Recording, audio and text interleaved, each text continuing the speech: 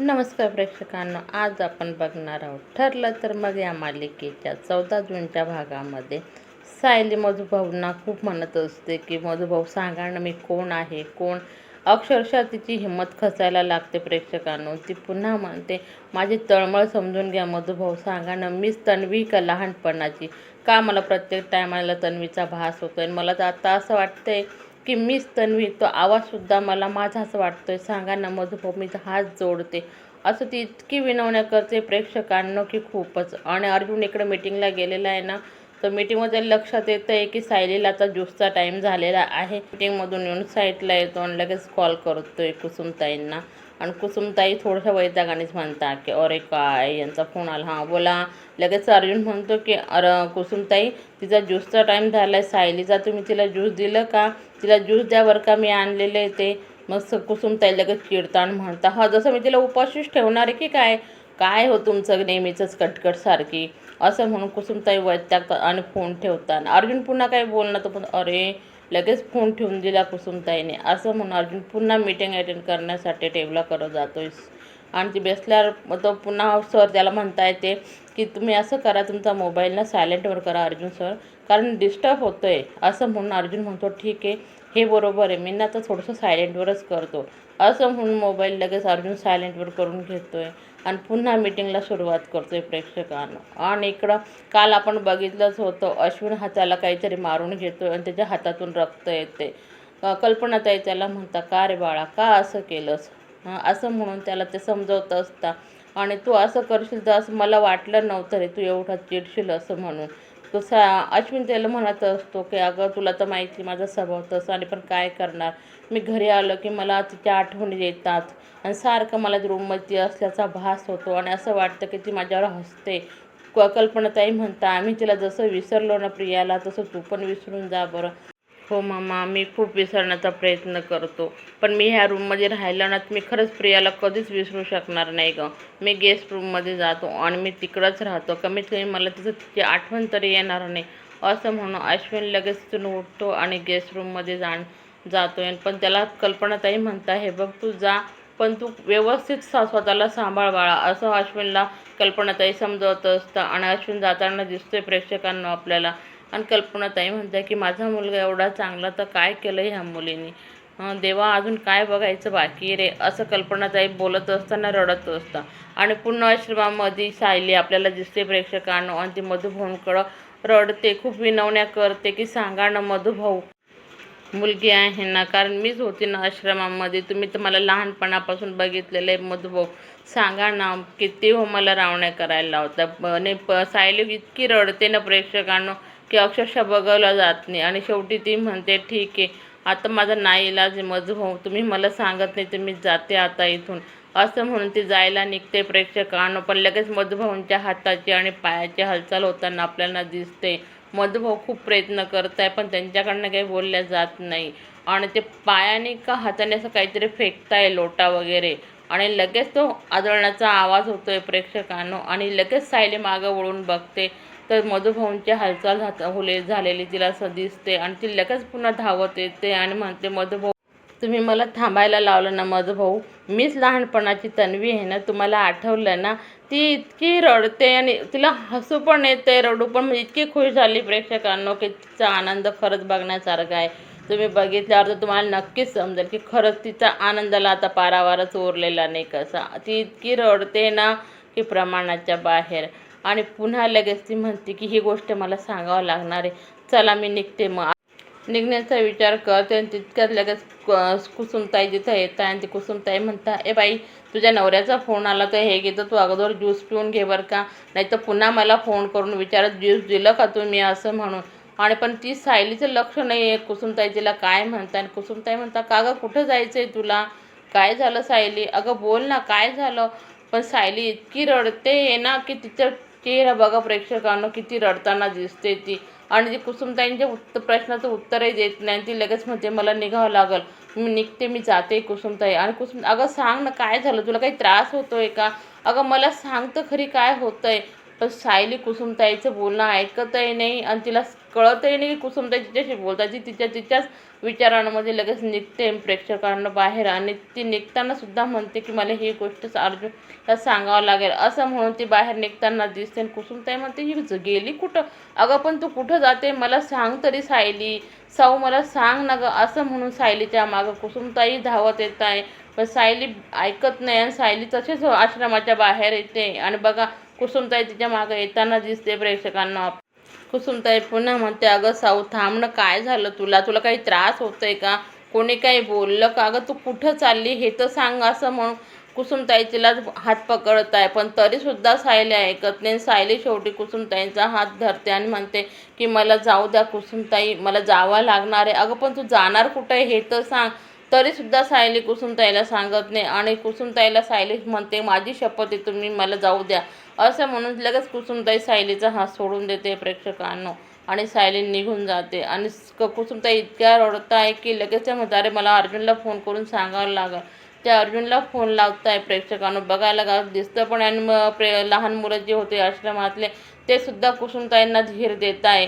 आणि कुसुमताई सायली आश्रमाच्या बाहेर निघाली आणि ती रस्त्याने सुद्धा रडतच जाते. आणि बघा ती रडताना म्हणजे तिला प्रत्येक गोष्ट आठवते जेव्हा ती लहानी होती आणि लहानपणाची असल्यानंतर ती गार्डनमध्ये पूर्ण आजींबरोबर खेळत होती, ज्यांचा चष्मा लपवलेला असतो. एक एक गोष्ट तिला प्रतिमा आता जेव्हा तिच्या केसांना तेल लावता आणि ती विचारत असते की तुम्हाला काही आठवतंय का प्रतिमा आत्या? आणि ते पुन्हा प्रेग्नन्सीमध्ये जेव्हा अस्मिता म्हणते प्रतिमा आत्याला आणि सायलीला एकाच फुलाचा वास कसं काय का आवडतो.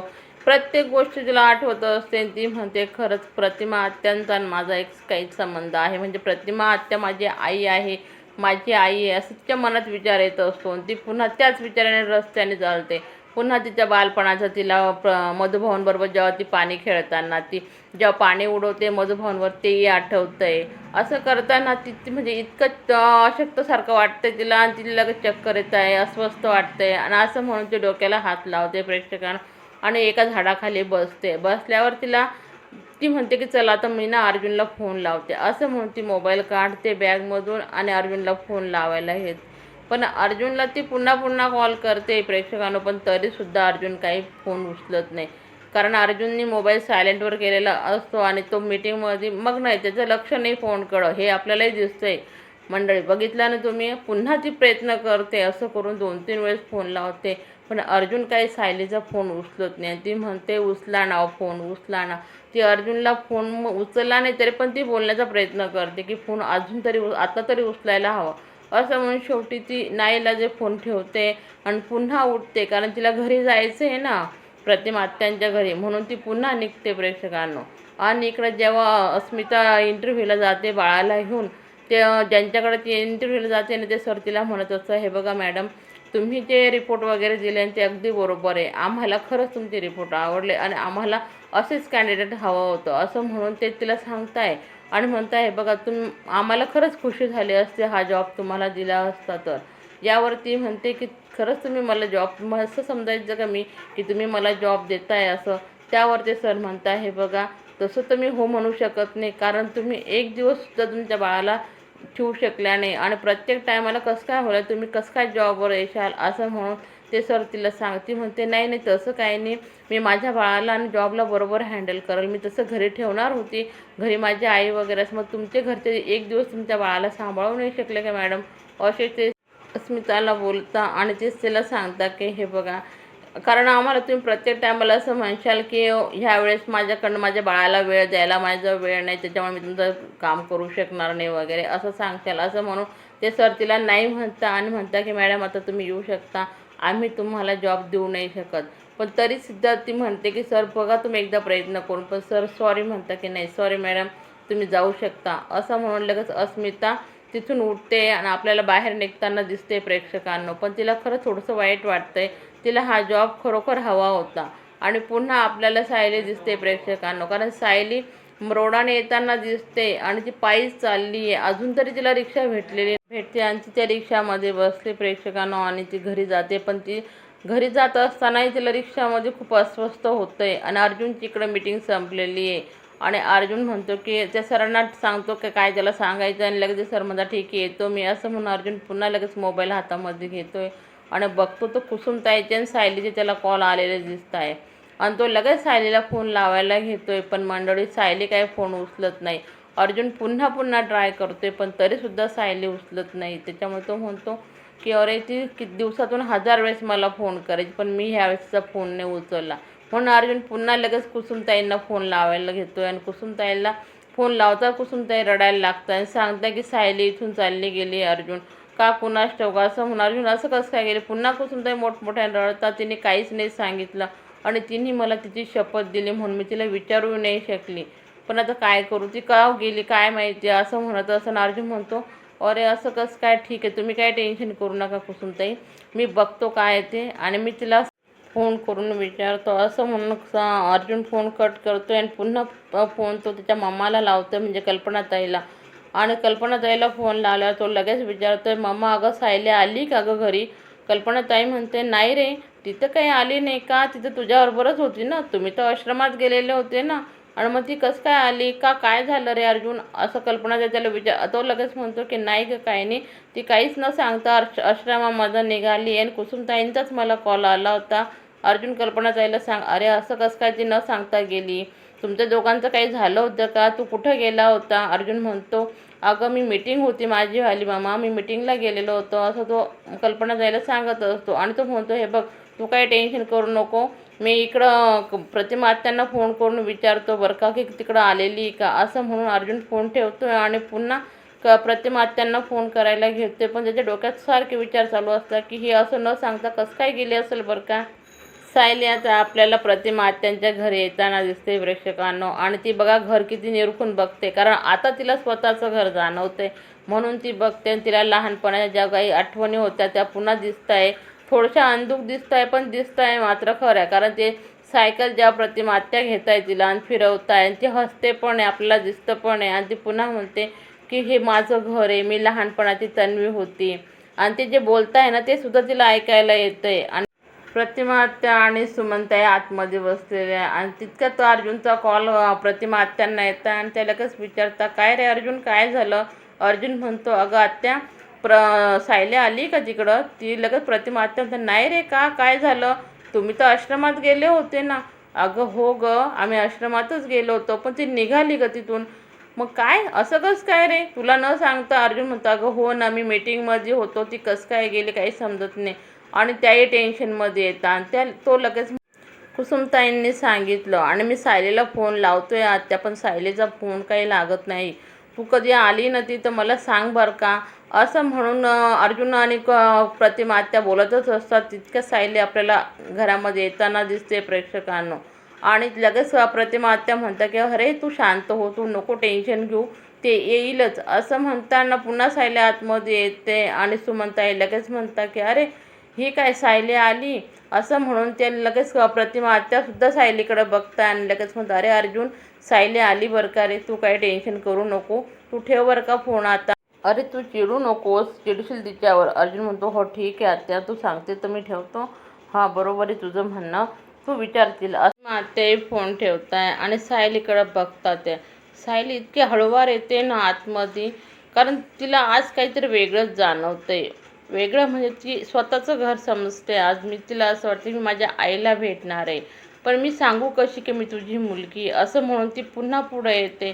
प्रतिमा आत्यासुद्धा बघतात तिच्याकडं की ही इतकी याच्यासारखी नाराजसारखी येते की काय काही समजायला मार्ग नाही, नेमकं झालं काय. प्रतिमा आत्या तिच्याजवळ आल्यावर म्हणता का गं सायली काय झालं तुला, तू अशी का बघतेस, तू कुठं गेली होती. अर्जुनचा फोन आला होता, तू आश्रमामधनं एकटीच का निघाली. एक ना अनेक प्रश्न प्रतिमा आत्या तिला विचारत असतात, पण ती एकही प्रश्नाचं उत्तर देत नाही आणि ती डायरेक्टली प्रतिमा आत्यांच्या गालाला हात लावते. आणि त्या स्पर्शामध्ये इतकं काही प्रेम लपलेलं असतं की प्रतिमा आत्यांनाही समजत नाही की ही काय करते असं म्हणून, पण त्यांनाही भारी वाटते. प्रेक्षकांना दिसतंच आहे आपल्याला. आणि ती लगेच प्रतिमा आत्यांना मिठी मारते आणि मनात म्हणत असते की अगं तू माझी आई आहे, मीच तुझी तन्वीच गं, असं ती म्हणते. आणि तिला थोडी चक्कर येते आणि ती खाली कोसळते. आपल्याला दिसते उद्याच्या भागामध्ये समजेलच प्रेक्षकांनो. चला तर भेटूया उद्याच्या भागामध्ये काय होतं ते. आणि लगेच इकडं सचिनची काहीतरी प्लॅनिंग चालू आहे, कारण तो अस्मिताला सांगतोय प्रिया जी जेलमध्ये आहे, तन्वी ती अश्विनच्या बाळाची आई होणार आहे आणि मग लगेच मनात म्हणत असतं सुभेदारांच्या घरीच मोठा स्फोट होईल. चला तर मग भेटूया उद्याच्या भागामध्ये. धन्यवाद.